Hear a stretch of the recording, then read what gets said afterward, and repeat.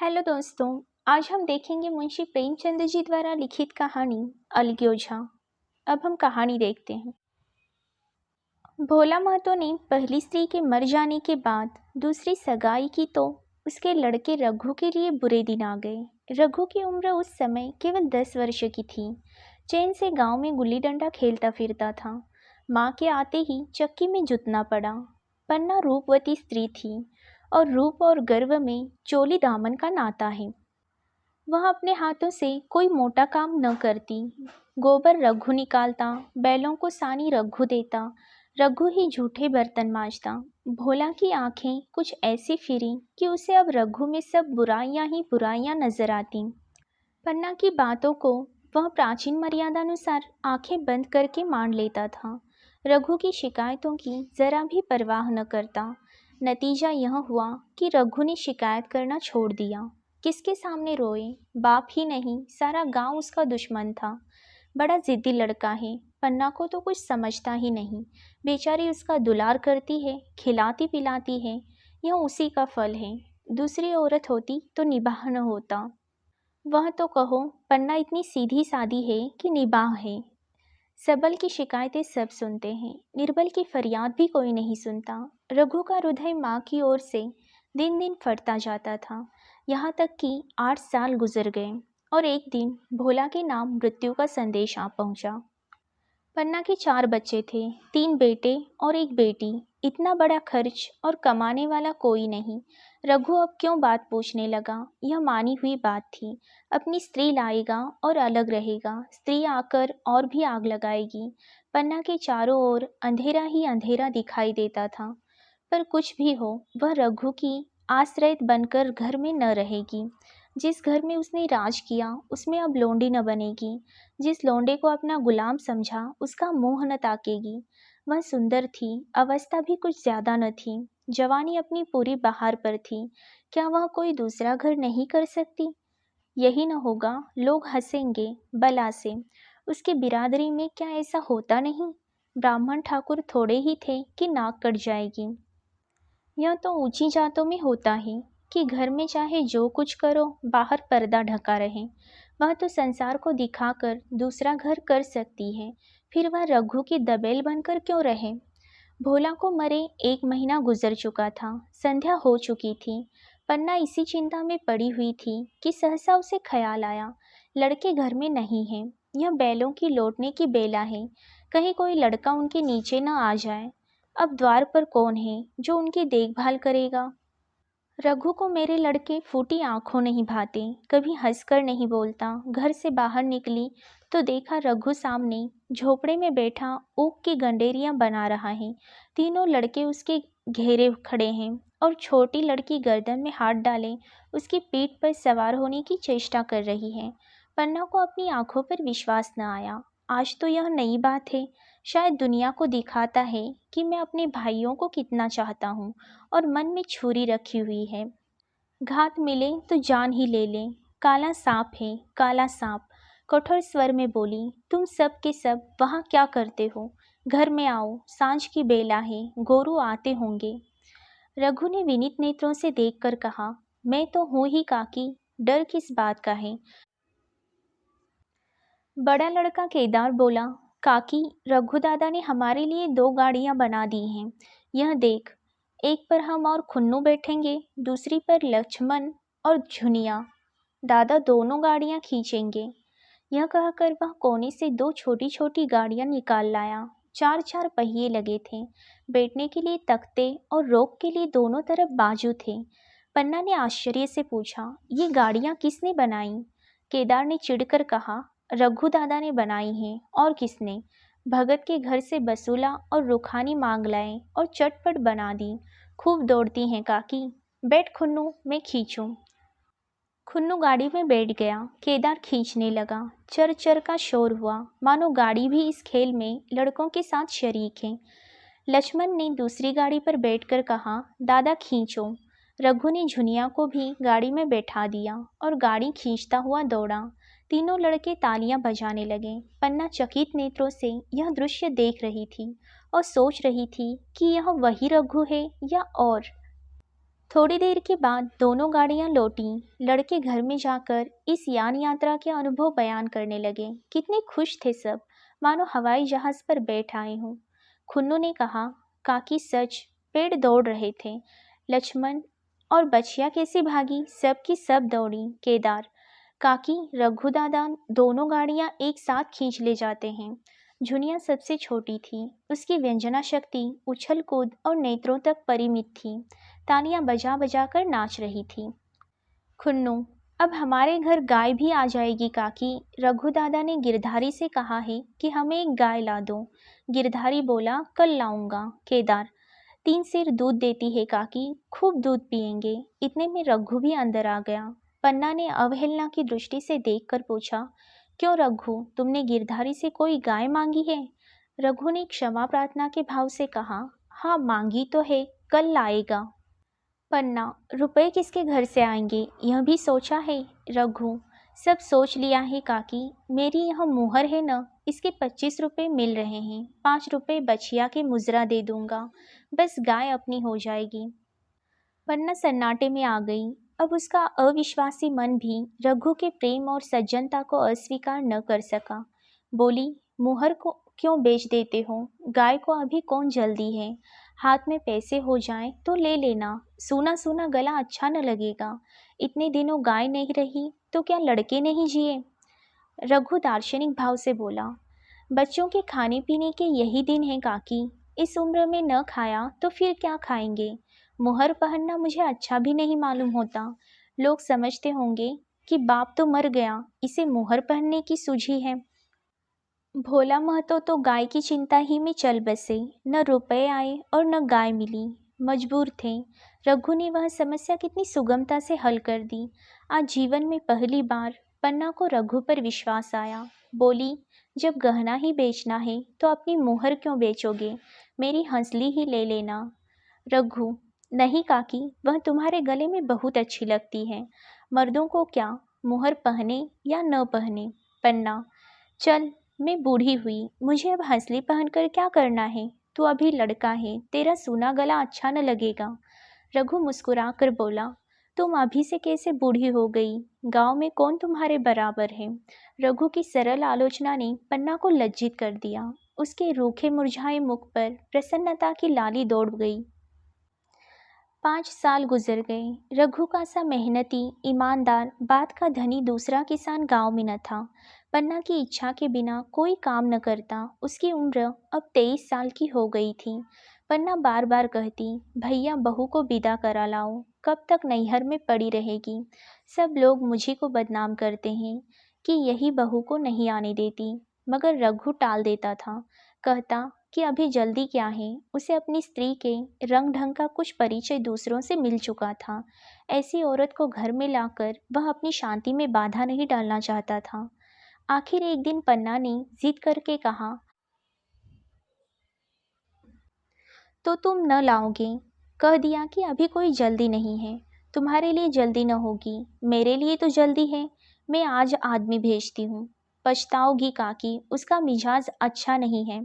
तुम्हारी बला से जब मैं उससे बोलूँगी ही नहीं तो वह हवा से लड़ेगी। रोटियां तो बना लेगी, मुझसे भीतर बाहर का सारा काम नहीं होता। मैं आज बुलाए लेती हूँ। बुलाना चाहती हो बुला लो, मगर फिर यह न कहना कि यह मेहरिया को ठीक नहीं करता, उसका गुलाम हो गया। न कहूँगी, जाकर 2 साड़ियाँ और मिठाई ले आ। तीसरे दिन मुलिया मैके से आ गई। दरवाजे पर नगाड़े बजे, शहनाइयों की मधुर ध्वनियाँ आकाश में गूंजने लगी। मुंह दिखावे की रस्म अदा हुई। वह इस मरुभूमि में निर्मल जल धारा थी। गेहुआ रंग था, बड़ी बड़ी नोकीली पलकें, कपोलों पर हल्की सुर्खी, आंखों में प्रबल आकर्षण। रघु उसे देखते ही मंत्रमुग्ध हो गया। प्रातःकाल पानी का घड़ा लेकर चलती, तब उसका गेहुआ रंग प्रभात की सुनहली किरणों से कुंदन हो जाता। मानो उषा अपनी सारी सुगंध, सारा विकास और सारा उन्माद लिए मुस्कुराती चली जाती हो। मूलिया मैके से ही जली भुनी आई थी। मेरा शौहर छाती फाड़ कर काम करे और पन्ना रानी बनी बैठी रहें, उसके लड़के रईसजादे बने घूमे। मूलिया से यह बर्दाश्त न होगा। वह किसी की गुलामी न करेगी। अपने लड़के तो अपने होते ही नहीं, भाई किसके होते हैं। जब तक पर नहीं निकलते हैं रघु को घेरे हुए हैं। ज्यों ही जरा सयाने हुए पर झाड़कर निकल जाएंगे, बात भी न पूछेंगे। एक दिन उसने रघु से कहा, तुम्हें इस तरह गुलामी करनी हो तो करो, मुझसे न होगी। रघु, तो फिर क्या करूं, तू ही बता। लड़के तो अभी घर का काम करने लायक भी नहीं हैं। मूलिया, लड़के रावत के हैं, कुछ तुम्हारे नहीं हैं। यही पन्ना है जो तुम्हें दाने दाने को तरसाती थी। सब सुन चुकी हूँ, मैं लौंडी बनकर न रहूंगी। रुपए पैसे का मुझे कुछ हिसाब नहीं मिलता। न जाने तुम क्या लाते हो और वह क्या करती हैं। तुम समझते हो रुपए घर ही में तो हैं, मगर देख लेना तुम्हें जो एक फूटी कौड़ी भी मिले। रघु, रुपए पैसे तेरे हाथ में देने लगूं तो दुनिया क्या कहेगी, यह तो सोच। मूलिया, दुनिया जो चाहे कहे, दुनिया के हाथों बिकी नहीं हूँ। देख लेना, भाड़ लीप कर हाथ काला ही रहेगा। फिर तुम अपने भाइयों के लिए मरो, मैं क्यों मरूं। रघु ने कुछ जवाब न दिया। उसे जिस बात का भय था वह इतनी जल्द सिर पर आ पड़ी। अब अगर उसने बहुत तथ्योथम भी किया तो साल 6 महीने और काम चलेगा। बस आगे यह डोंगा चलता नजर नहीं आता। बकरे की माँ कब तक खैर मनाएगी। एक दिन पन्ना ने महुए का सुखावन डाला। बरसात शुरू हो गई थी। बखार में अनाज गीला हो रहा था। मुलिया से बोली, बहू जरा देखती रहना, मैं तालाब से नहा आऊं। मुलिया ने लापरवाही से कहा, मुझे नींद आ रही है, तुम बैठकर देखो। एक दिन न नहाओगी तो क्या होगा। पन्ना ने साड़ी उठाकर रख दी, नहाने न गई। मुलिया का वार खाली गया। कई दिन के बाद शाम को पन्ना धान रोप कर लौटी। अंधेरा हो गया था, दिन भर की भूखी थी। आशा थी बहू ने रोटी बना रखी होगी, मगर देखा तो यहाँ चूल्हा ठंडा पड़ा हुआ था और बच्चे मारे भूख के तड़प रहे थे। मुलिया से आहिस्ते से पूछा, आज अभी चूल्हा नहीं जला। केदार ने कहा, आज दोपहर को भी चूल्हा नहीं जला काकी, भाभी ने कुछ बनाया ही नहीं। पन्ना, तो तुम लोगों ने खाया क्या। केदार, कुछ नहीं, रात की रोटियां थीं, खुन्नू और लक्ष्मण ने खाई, मैंने सत्तू खा लिया। पन्ना, और बहू। केदार, वह तो पड़ी सो रही हैं, कुछ नहीं खाया। पन्ना ने उसी वक्त चूल्हा जलाया और खाना बनाने बैठ गई। आटा गूंथती थी और रोती थी। क्या नसीब है, दिन भर खेत में जली, घर आई तो चूल्हे के सामने जलना पड़ा। केदार का 14वां साल था। भाभी के रंग ढंग देखकर सारी स्थिति समझ रहा था। बोला, काकी, भाभी अब तुम्हारे साथ रहना नहीं चाहती। पन्ना ने चौंक कर पूछा, क्या कुछ कहती थी। केदार, कहती कुछ नहीं थी, मगर है उसके मन में यही बात। फिर तुम क्यों नहीं छोड़ देती, जैसे चाहे रहे, हमारा भी भगवान है। पन्ना ने दांतों से जीभ दबाकर कहा, चुप, मेरे सामने ऐसी बात भूल कर भी न कहना। रघु तुम्हारा भाई नहीं, तुम्हारा बाप है। मुलिया से कभी बोलोगे तो समझ लेना जहर खा लूंगी। दशहरे का त्योहार आया। इस गांव से कोस भर पर एक पूर्वे में मेला लगता था। गांव के सब लड़के मेला देखने चले। पन्ना भी लड़कों के साथ चलने को तैयार हुई, मगर पैसे कहाँ से आए। कुंजी तो मुलिया के पास थी। रघु ने आकर मुलिया से कहा, लड़के मेले जा रहे हैं, सबों को 2-2 आने पैसे दे दे। मूलिया ने त्योरियां चढ़ाकर कहा, पैसे घर में नहीं है। रघु, अभी तो तेलहन बिका था, क्या इतनी जल्दी रुपए उठ गए। मूलिया, हाँ उठ गए। रघु, कहाँ उठ गए, जरा सुनो। आज त्योहार के दिन लड़के मेला देखने न जाएंगे। मूलिया, अपनी काकी से कहो पैसे निकालें, गाड़ कर क्या करेंगी। खूंटी पर कुंजी लटक रही थी। रघु ने कुंजी उतारी और चाहा कि संदूक खोले कि मुलिया ने उसका हाथ पकड़ लिया और बोली, कुंजी मुझे दे दो, नहीं तो ठीक न होगा। खाने पहनने को भी चाहिए, कागज किताब को भी चाहिए, उस पर मेला देखने को भी चाहिए। हमारी कमाई इसीलिए नहीं है कि दूसरे खाएं और मूछों पर ताव दें। पन्ना ने रघु से कहा, भैया पैसे क्या होंगे, लड़के मेले देखने न जाएंगे। रघु ने झिड़क कर कहा, मेला देखने क्यों न जाएंगे, सारा गांव जा रहा है, हमारे ही लड़के न जाएंगे। यह कहकर रघु ने अपना हाथ छुड़ा लिया और पैसे निकालकर लड़कों को दे दिया। मगर कुंजी जब मूलिया को देने लगा तब उसने उसे आंगन में फेंक दिया और मुंह लपेट कर लेट गई। लड़के मेला देखने न गए। इसके बाद 2 दिन गुजर गए। मुलिया ने कुछ नहीं खाया और पन्ना भी भूखी रही। रघु कभी इसे मनाता कभी उसे, पर न यह उठती न वह। आखिर रघु ने हैरान होकर मूलिया से पूछा, कुछ मुंह से तो कह, चाहती क्या है? मूलिया ने धरती को संबोधित करके कहा, मैं कुछ नहीं चाहती, मुझे मेरे घर पहुंचा दो। रघु, अच्छा उठ, बना खा, पहुंचा दूंगा। मूलिया ने रघु की ओर आंखें उठाई। रघु उसकी सूरत देखकर डर गया। वह माधुर्य, वह मोहकता, वह लावण्य गायब हो गया था। दांत निकल आए थे, आंखें फट गई थीं और नथुने फड़क रहे थे। अंगारे की सी लाल आंखों से देखकर बोली, अच्छा, तो काकी ने यह सलाह दी है, यह मंत्र पढ़ाया है, तो यहाँ ऐसी कच्ची नहीं हूँ, तुम दोनों की छाती पर मूंग दलूंगी, हो किस फेर में। रघु, अच्छा तो मूंग ही दल लेना, कुछ खा पी लेगी तभी तो मूंग दल सकेगी। मूलिया, अब तो तभी मुंह में पानी डालूंगी जब घर अलग हो जाएगा, बहुत झेल चुकी, अब नहीं झेला जाता। रघु सन्नाटे में आ गया। 1 मिनट तक तो उसके मुंह से आवाज ही न निकली। अलग होने की उसने स्वप्न में भी कल्पना न की थी। उसने गांव में 2-4 परिवारों को अलग होते देखा था। वह खूब जानता था, रोटी के साथ लोगों के हृदय भी अलग हो जाते हैं, अपने हमेशा के लिए गैर हो जाते हैं।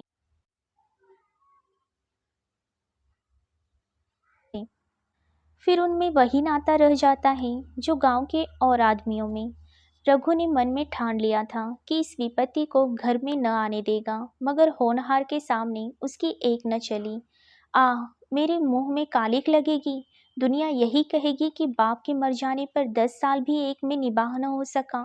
फिर किससे अलग हो जाऊं, जिनको गोद में खिलाया, जिनको बच्चों की तरह पाला, जिनके लिए तरह तरह के कष्ट झेले, उन्हीं से अलग हो जाऊं, अपने प्यारों को घर से निकाल बाहर करूं।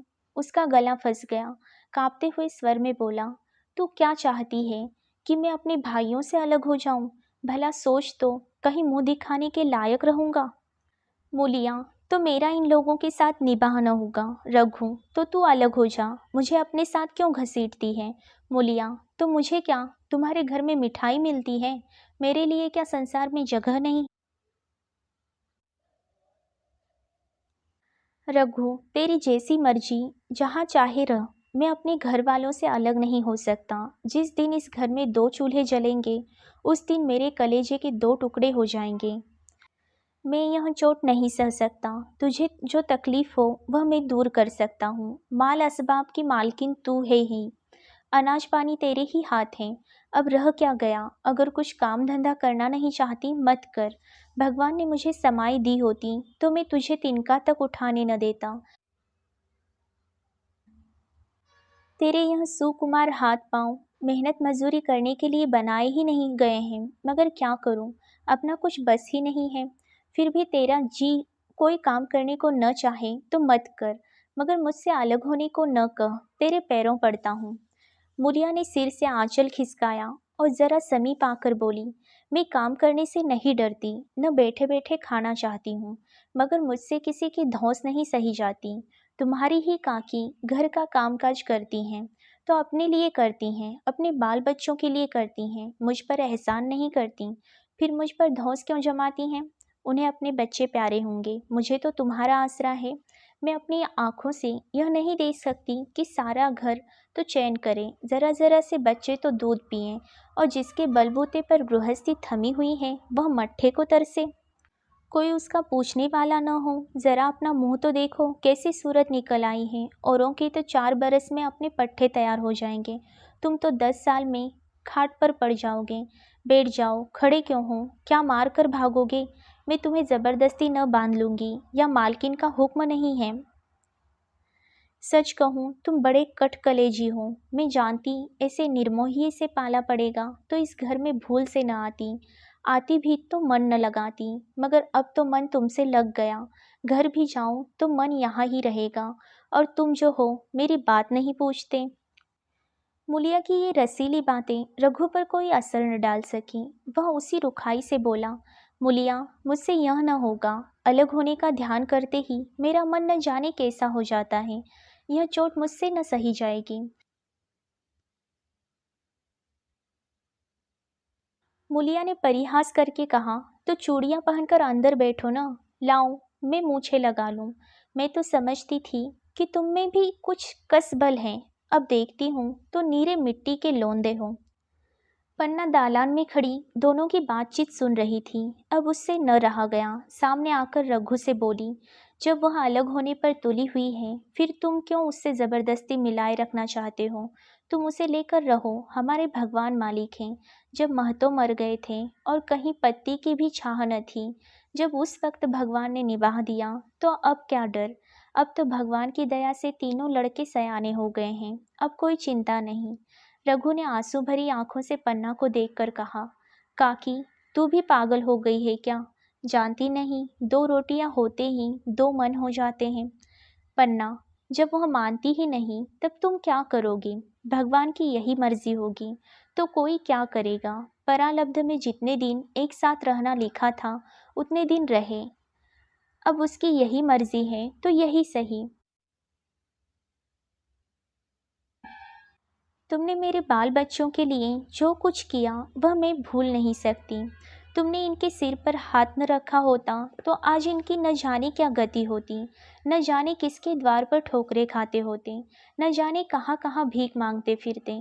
तुम्हारा जस मरते दम तक गाऊंगी। अगर मेरी खाल तुम्हारे जूते बनाने के काम आए तो खुशी से दे दूं, चाहे तुमसे अलग हो जाऊं, पर जिस घड़ी पुकारोगे कुत्ते की तरह दौड़ी आऊंगी। यह भूल कर भी न सोचना कि तुमसे अलग होकर मैं तुम्हारा बुरा चेतूंगी। जिस दिन तुम्हारा अनभल मेरे मन में आएगा उसी दिन विष खाकर मर जाऊंगी। भगवान करे तुम दूधो नहाओ पूतो फलो, मरते दम तक यही असीस मेरे रोए रोए से निकलती रहेगी। और अगर लड़के भी अपने बाप के हैं तो मरते दम तक तुम्हारा पोस मानेंगे। यह कहकर पन्ना रोती हुई वहां से चली गई। रघु वही मूर्ति की तरह खड़ा रहा। आसमान की ओर टकटकी लगी थी और आंखों से आंसू बह रहे थे। पन्ना की बातें सुनकर मुलिया समझ गई कि अब अपने पाँव 12 हैं। चटपट उठी, घर में झाड़ू लगाया, चूल्हा जलाया और कुएं से पानी लाने चली। उसकी टेक पूरी हो गई थी। गांव में स्त्रियों के दो दल होते हैं, एक बहुओं का, दूसरा सासों का। बहुएं सलाह और सहानुभूति के लिए अपने दल में जाती हैं, सासें अपने दल में। दोनों की पंचायतें अलग होती हैं। मुलिया को कुएं पर 2-3 बहुएं मिल गईं। एक ने पूछा, आज तो तुम्हारी बुढ़िया बहुत रोध हो रही थी। मुलिया ने विजय के गर्व से कहा, इतने दिनों से घर की मालकिन बनी हुई हैं, राजपाट छोड़ते किसे अच्छा लगता है।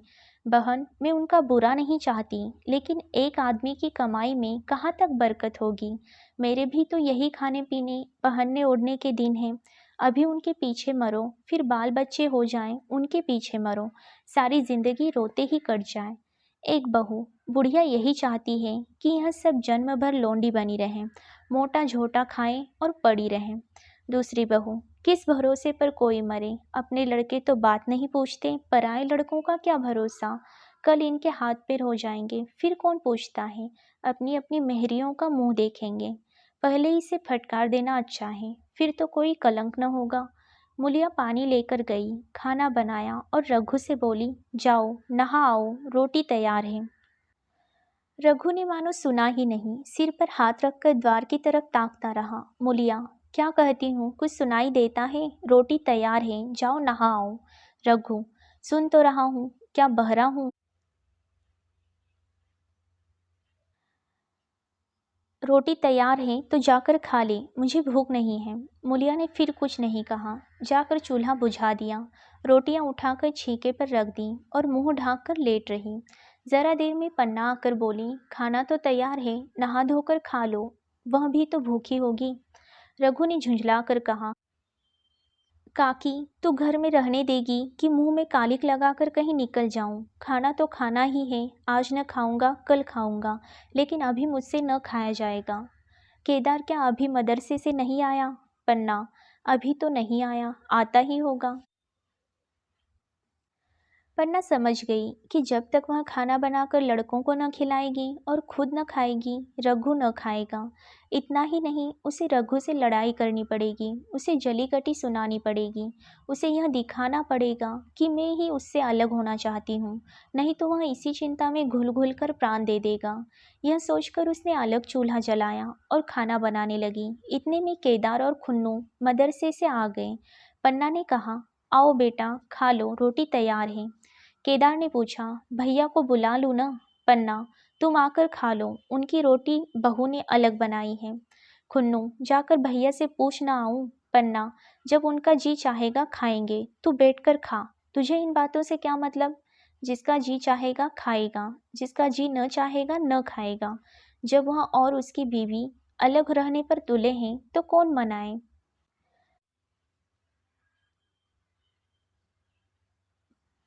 केदार, तो क्यों अम्मा जी? क्या अब हम अलग घर में रहेंगे? पन्ना, उनका जी चाहे एक घर में रहें, जी चाहे आंगन में दीवार डाल लें। खुन्नू ने दरवाजे पर आकर झांका। सामने फूस की झोपड़ी थी, वहीं खाट पर पड़ा रघु नारियल पी रहा था। खुन्नू, भैया तो अभी नारियल लिए बैठे हैं। पन्ना, जब जी चाहेगा खाएंगे। केदार, भैया ने भाभी को डांटा नहीं? मूलिया अपनी कोठरी में पड़ी सुन रही थी। बाहर आकर बोली, भैया ने तो नहीं डांटा, अब तुम आकर डांटो। केदार के चेहरे का रंग उड़ गया, फिर जबान न खोली। तीनों लड़कों ने खाना खाया और बाहर निकले। लू चलने लगी थी।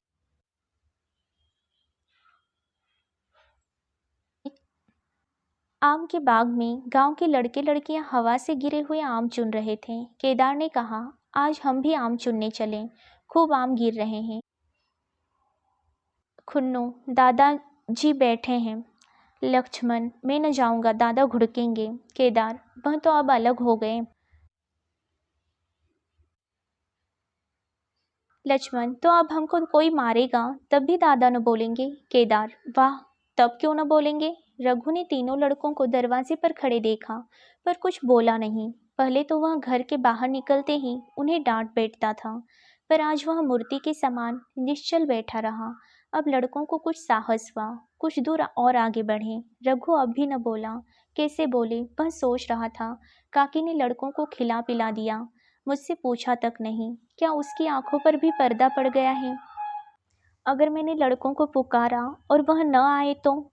मैं उनको मार पीट तो न सकूंगा? लू में सब के सब मारे मारे फिरेंगे, कहीं बीमार न पड़ जाएं। उसका दिल महसूस कर रह जाता था, लेकिन मुंह से कुछ न कह सकता था। लड़कों ने देखा कि यह बिल्कुल नहीं बोलते, तो निर्भय होकर चल पड़े। सहसा मुलिया ने आकर कहा, अब तो उठोगी कि अब भी नहीं? जिनके नाम पर फाका कर रहे हो, उन्होंने मज़े से लड़कों को खिलाया और आप खाया, अब आराम से सो रही हैं। मोर पिया मोरी बात न पूछे, मोर सुहागिन नाव। एक बार भी तो मुंह से न फटा कि भैया खा लो। रघु को इस समय मर्मांतक पीड़ा हो रही थी। मुलिया के इन कठोर शब्दों ने घाव पर नमक छिड़क दिया। दुखित नेत्रों से देखकर बोला, तेरी जो मर्जी थी वही तो हुआ, अब जा ढोल बजा। मुलिया, नहीं, तुम्हारे लिए थाली परोसे बैठी हूँ। रघु, मुझे चिढ़ा मत, तेरे पीछे मैं ही बदनाम हो रहा हूँ।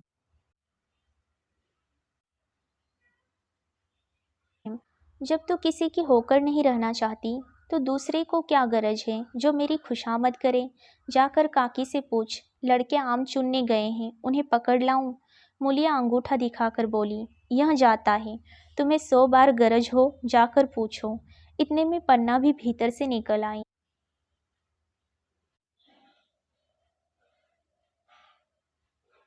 रघु ने पूछा, लड़के बगीचे में चले गए काकी, लू चल रही है। पन्ना, अब उनका कौन पूछत्तर है? बगीचे में जाएं, पेड़ पर चढ़ें, पानी में डूबें, मैं अकेली क्या क्या करूं? रघु, जाकर पकड़ लाऊं? पन्ना, जब तुम्हें अपने मन से नहीं जाना है तो फिर मैं जाने को क्यों कहूँ? तुम्हें रोकना होता तो रोक न देते, तुम्हारे सामने ही तो गए होंगे। पन्ना की बात पूरी भी न हुई थी कि रघु ने नारियल कोने में रख दिया और बाग की तरफ चला। रघु लड़कों को लेकर बाग से लौटा तो देखा मुलिया अभी तक झोपड़े में खड़ी है। बोला, तू जाकर खा क्यों नहीं लेती? मुझे तो इस बेला भूख नहीं है। मुलिया ऐंठ कर बोली, हाँ, भूख क्यों लगेगी? भाइयों ने खाया, वह तुम्हारे पेट में पहुंच ही गया होगा। रघु ने दांत पीस कर कहा, मुझे जला मत मुलिया, नहीं अच्छा न होगा। खाना कहीं भागा नहीं जाता, एक बेला न खाऊंगा तो मर न जाऊंगा। क्या तू समझती है घर में आज कोई छोटी बात हो गई है? तूने घर में चूल्हा नहीं जलाया, मेरे कलेजे में आग लगाई है। मुझे घमंड था कि और चाहे कुछ हो जाए पर मेरे घर में फूट का रोग न आने पावेगा, पर तूने मेरा घमंड चूर कर दिया। परालब्ध की बात है। मूलिया तिनक कर बोली, सारा मोह छो तुम्ही को है कि और किसी को भी है? मैं तो किसी को तुम्हारी तरह बिसुरते नहीं देखती। रघु ने ठंडी सांस खींचकर कहा, मूलिया घाव पर नोन न छिड़क। तेरे ही कारण मेरी पीठ में धूल लग रही है। मुझे इस गृहस्थी का मोह न होगा तो किसे होगा? मैंने ही तो इसे मर मर जोड़ा। जिनको गोद में खिलाया वही अब मेरे पट्टीदार होंगे। जिन बच्चों को मैं डांटता था उन्हें आज कड़ी आंखों से भी नहीं देख सकता। मैं उनके भले के लिए भी कोई बात करूं तो दुनिया यही कहेगी कि यह अपने भाइयों को लूटे लेता है। जा, मुझे छोड़ दे, अभी मुझसे कुछ न खाया जाएगा। मूलिया, मैं कसम रखा दूंगी। नहीं, चुपके से चले चलो। रघु, देख अभी भी कुछ नहीं बिगड़ा है, अपनी हर छोड़ दे। मूलिया, हमारा ही लहू पिए जो खाने न उठे। रघु ने कानों पर हाथ रखकर कहा, यह तूने क्या किया मूलिया? मैं तो उठ ही रहा था, चल खा लूं। नहाने धोने कौन जाए?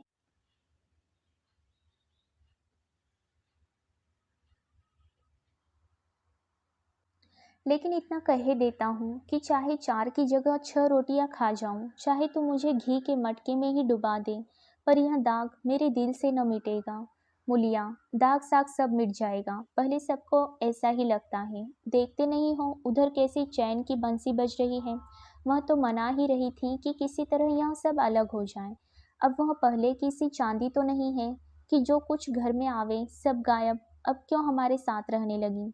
रघु ने आहत स्वर में कहा, इसी बात का तो मुझे गम है। काकी से ऐसी आशा न थी। रघु खाने बैठा तो कौर विष के घूंट सा लगता था। जान पड़ता था रोटियां भूसी की हैं। दाल पानी सी लगती थी। पानी भी कंठ के नीचे न उतरता था। दूध की तरफ देखा तक नहीं। 2-4 ग्रास खाकर उठाया, जैसे किसी प्रियजन के श्राद्ध का भोजन हो। रात का भोजन भी उसने इसी तरह किया। भोजन क्या किया, कसम पूरी की। रात भर उसका चित्त उद्विग्न रहा। एक अज्ञात शंका उसके मन पर छाई हुई थी, जैसे भोला महतो द्वार पर बैठा रो रहा हो। वह कई बार चौंक कर उठा। ऐसा जान पड़ा भोला उसकी ओर तिरस्कार की आंखों से देख रहा है। वह दोनों जून भोजन करता था, पर जैसे शत्रु के घर। भोला की शोकमग्न मूर्ति आंखों से न उतरती थी। रात को उसे नींद न आती। वह गांव में निकलता तो इस तरह मुंह चुराए, सिर झुकाए, मानो गौ हत्या की हो। 5 साल गुजर गए। रघु अब 2 लड़कों का बाप था। आंगन में दीवार खींच गई थी। खेतों में मेंढे डाल दी गई थी और बैल बंधिए बांट लिए गए थे। केदार की उम्र अब 16 साल की हो गई थी। उसने पढ़ना छोड़ दिया था और खेती का काम करता था। खुन्नू गाय चराता था। केवल लक्ष्मण अब तक मदरसे जाता। पन्ना और मुलिया दोनों एक दूसरे की सूरत से जलती थीं। मुलिया के दोनों लड़के बहुधा पन्ना ही के पास रहते। वही उन्हें उपटन मलती, वही काजल लगाती, वही गोद में लिए फिरती। मगर मुलिया के मुंह से अनुग्रह का एक शब्द भी न निकलता। न पन्ना ही इसकी इच्छुक थी। वह जो कुछ करती निर्व्यास भाव से करती थी।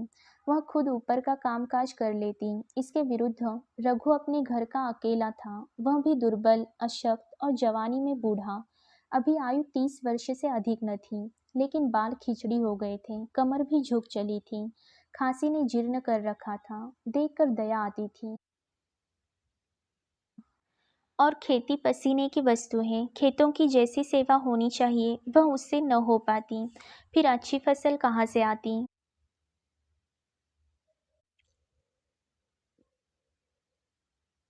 गया था, वह चिंता और भी मारे डालती थी। चाहिए तो यह था कि अब उसे आराम मिलता। इतने दिनों के निरंतर परिश्रम के बाद सिर का बोझ कुछ हल्का होता। किंतु मुलिया का स्वार्थपरता और अदूरदर्शिता ने लहराती हुई खेती उजाड़ दी। अगर सब एक साथ रहते तो वह अब तक पेंशन पा जाता। मज़े से द्वार पर बैठा हुआ नारियल पीता। भाई काम करता, वह सलाह देता, महतो बना फिरता। कहीं किसी के झगड़े चुकाता, कहीं साधु संतों की सेवा करता। पर वह अवसर हाथ से निकल गया। अब तो चिंता भार दिन दिन बढ़ता जाता था। आखिर उसे धीमा धीमा ज्वर रहने लगा। हृदय शूल, चिंता, कड़े परिश्रम और अभाव का यही पुरस्कार है। पहले कुछ परवाह न की, समझा आप ही आप अच्छा हो जाएगा। मगर कमजोरी बढ़ने लगी तो दवा की फिक्र हुई। जिसने जो बता दिया खा लिया। डॉक्टरों और वैद्यों के पास जाने की सामर्थ्य कहाँ, और सामर्थ्य भी होती तो रुपए खर्च कर देने के सिवा और नतीजा ही क्या था। जीर्ण ज्वर की औषधि आराम है और पुष्टिकारक भोजन। न वह बसंत मालती का सेवन कर सकता था और न आराम से बैठकर बलवर्धक भोजन कर सकता था। कमजोरी बढ़ती ही गई। पन्ना को अवसर मिलता तो वह आकर उसे तसल्ली देती, लेकिन उसके लड़के अब रघु से बात भी न करते थे। दवा दारू तो क्या करते, उसका और मजाक उड़ाते। भैया समझते थे कि हम लोगों से अलग होकर सोने की ईंट रख लेंगे। भाभी भी समझती थी सोने से लद जाऊंगी। अब देखें कौन पूछता है, सिसक सिसक कर न मरे तो कह देना। बहुत हाय हाय भी अच्छी नहीं होती। आदमी उतना काम करे जितना हो सके, यह नहीं कि रुपए के लिए जान ही दे दे। पन्ना कहती, रघु बेचारे का कौन दोष है। केदार कहता, चल मैं खूब समझता हूँ, भैया की जगह मैं होता तो डंडे से बात करता। मजाल थी कि औरत यूं जिद करती। यह सब भैया की चाल थी। सब सदी बदी बात थी। आखिर एक दिन रघु का टिमटिमाता हुआ जीवन दीपक बुझ गया। मौत ने सारी चिंताओं का अंत कर दिया। अंत समय उसने केदार को बुलाया था, पर केदार को ऊख में पानी देना था। डरा कहीं दवा के लिए न भेज दे, बहाना बता दिया। मूलिया का जीवन अंधकारमय हो गया। जिस भूमि पर उसने मंसूबों की दीवार खड़ी की थी, अब नीचे से खिसक गई थी। जिस खूंटे के बल पर वह उछल रही थी, वह उखड़ गया था। गांव वालों ने कहना शुरू किया, ईश्वर ने कैसा तत्काल दंड दिया। बेचारी मारे लाज के अपने दोनों बच्चों के लिए रोया करती। गांव में किसी को मुंह दिखाने का साहस न होता। प्रत्येक प्राणी उससे यह कहता हुआ मालूम होता था, मारे घमंड के धरती पर पाँव न रखती थी। आखिर सजा मिल गई कि नहीं। अब इस घर में कैसे निबाह होगा, वह किसके सहारे रहेगी, किसके बल पर खेती होगी। बेचारा रघु बीमार था, दुर्बल था, पर जब तक जीता रहा अपना काम करता रहा। मारे कमजोरी के कभी कभी सिर पकड़कर बैठ जाता और जरा दम लेकर फिर हाथ चलाने लगता था। सारी खेती तहस नहस हो रही थी, उसे कौन संभालेगा। अनाज की डांठें खलियान में पड़ी थीं, ऊख अलग सूख रही थी। वह अकेली क्या क्या करेगी। फिर सिंचाई अकेले आदमी का तो काम नहीं, तीन तीन मजदूरों को कहाँ से लाएं। गांव में मजदूर थे ही कितने, आदमियों के लिए खींचातानी हो रही थी, क्या करें क्या न करें। इस तरह 13 दिन बीत गए। क्रियाकर्म से छुट्टी मिली। दूसरे ही दिन सवेरे मूलिया ने दोनों बालकों को गोद में उठाया और अनाज मांडने चली। खलिहान में पहुंचकर उसने एक को तो पेड़ के नीचे घास के नर्म बिस्तर पर सुला दिया और दूसरे को वहीं बैठाकर अनाज मांडने लगी। बैलों को हाँकती थी और रोती थी। क्या इसीलिए भगवान ने उसको जन्म दिया था। देखते देखते क्या से क्या हो गया। इन्हीं दिनों पिछले साल भी अनाज मांडा गया था।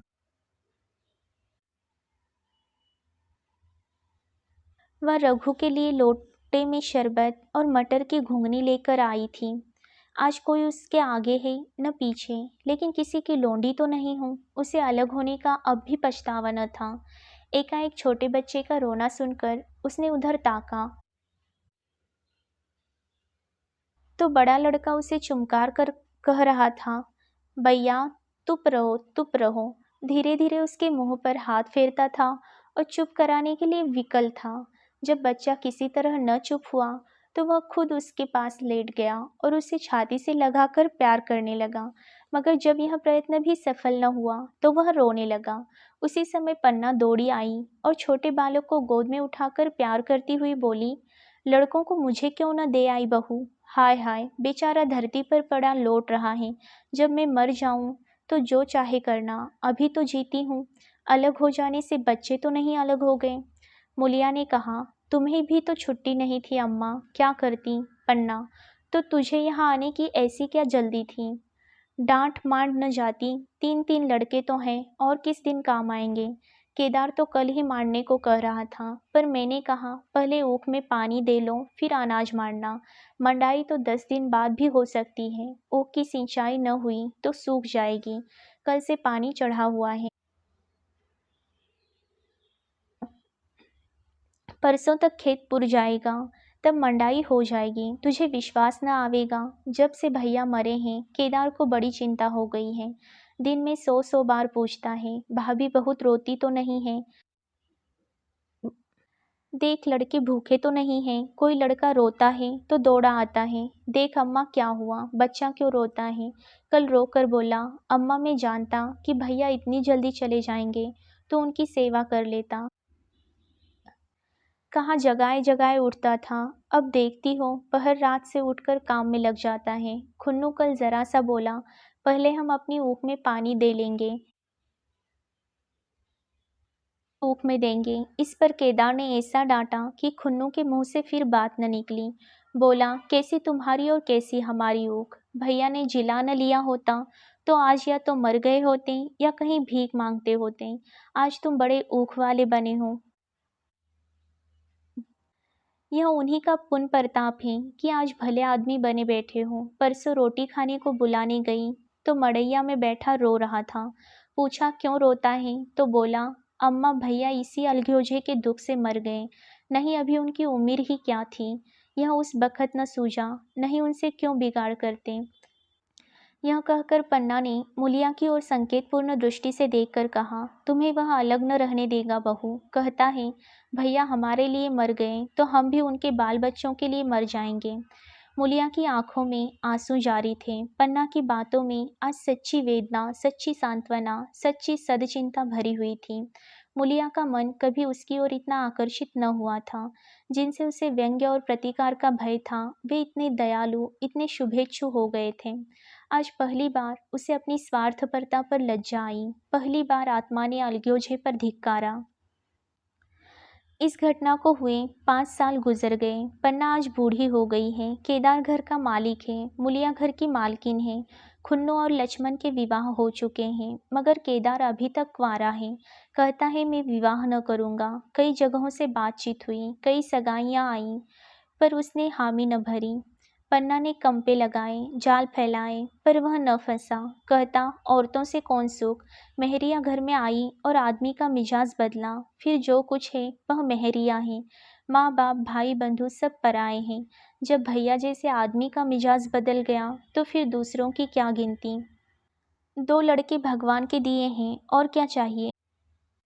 के बिना ब्याह किए 2 बेटे मिल गए, इससे बढ़कर और क्या होगा। जिसे अपना समझो वह अपना है, जिसे गैर समझो वह गैर है। एक दिन पन्ना ने कहा, तेरा वंश कैसे चलेगा केदार? मेरा वंश तो चल रहा है, दोनों लड़कों को अपना ही समझता हूँ। पन्ना, समझने ही पर है तो तू मुलिया को भी अपनी मेहरिया समझता होगा। केदार ने झेपते हुए कहा, तुम तो गाली देती हो अम्मा। पन्ना, गाली कैसी, तेरी भाभी ही तो है। केदार, मेरे जैसे लट्ठ गवार को क्या पूछने लगी। पन्ना, तू करने को कह तो मैं उससे पूछूं। केदार, नहीं, मेरी अम्मा कहीं रोने गाने न लगे। पन्ना, तेरा मन हो तो मैं बातों बातों में उसके मन की थाह लूं। केदार, मैं नहीं जानता, जो चाहे कर। पन्ना केदार के मन की बात समझ गई। लड़के का दिल मुलिया पर आया हुआ है, पर संकोच और भय के मारे कुछ नहीं कहता। उसी दिन उसने मूलिया से कहा, क्या करूं बहू, मन की लालसा मन में ही रही जाती है। केदार का घर भी बस जाता तो मैं निश्चिंत हो जाती। मूलिया, वह तो करने ही नहीं कहते। पन्ना, कहता है ऐसी औरत मिले जो घर में मेल से रहे तो कर लूं। मूलिया, ऐसी औरत कहाँ मिलेगी, कहीं ढूंढो। पन्ना, मैंने तो ढूंढ लिया है। मूलिया, सच? किस गांव की है? पन्ना, अभी न बताऊंगी। मुदा यह जानती हूँ कि उससे केदार की सगाई हो जाए तो घर बस जाए और केदार की जिंदगी भी सफल हो जाए। न जाने लड़की मानेगी कि नहीं। मुलिया, मानेगी क्यों नहीं अम्मा। ऐसा सुंदर कमाऊ सुशील वर और कहाँ मिला जाता है। उस जन्म का कोई साधु महात्मा है, नहीं तो लड़ाई झगड़े के डर से कौन बिना ब्याह रहता है। कहाँ रहती है, मैं जाकर उसे मना लाऊं। पन्ना, तू चाहे तो मना ले, तेरे ही ऊपर है। मुलिया, मैं आज ही चली जाऊंगी अम्मा, उसके पैरों पड़कर मना लाऊंगी। पन्ना, बता दूं, वह तू ही है। मुलिया लजाकर बोली, तुम तो अम्मा जी गाली देती हो। पन्ना, गाली कैसी, देवर ही तो है। मुलिया, मुझ जैसी बुढ़िया को वह क्यों पूछेंगे।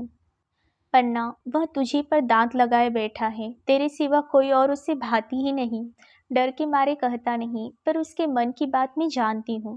वैधव्य के शोक से मुरझाया हुआ मूलिया का पीत बदन कमल की भांति अरुण हो उठा। 10 वर्षों में जो कुछ खोया था वह इसी क्षण में मानो ब्याज के साथ मिल गया। वही लावण्य, वही विकास, वही आकर्षण, वही लोच। यहीं पर यह कहानी समाप्त हो जाती है। धन्यवाद।